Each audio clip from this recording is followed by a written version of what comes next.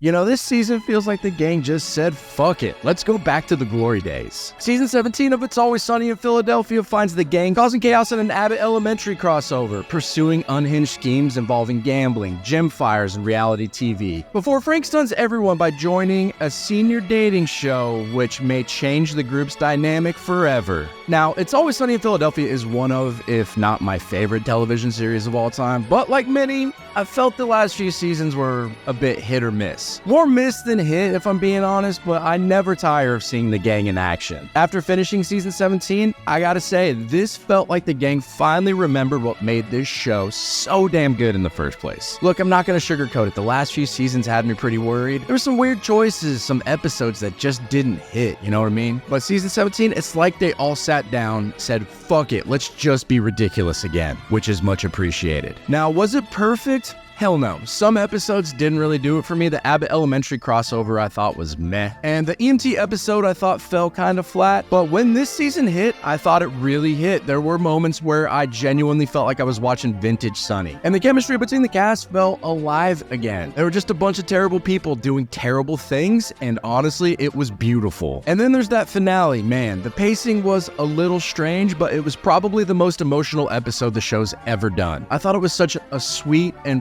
perfect send-off to the great Lynn Marie Stewart, who played Charlie's mom. Knowing she passed away back in February and this was her final appearance just gave the whole thing a different kind of weight. So what I loved most was how everyone seemed to just go for it this season. No holding back, no playing it safe. Sure, the pacing was a little all over the place sometimes, and yeah, some of the jokes fell flat, but it felt like vintage Sunny again, chaotic, unpredictable, and willing to push those boundaries. But it absolutely felt like a step back in the right direction. It feels like everyone involved just said, let's go for it, and the result is something that feels fresh and classic at the same time.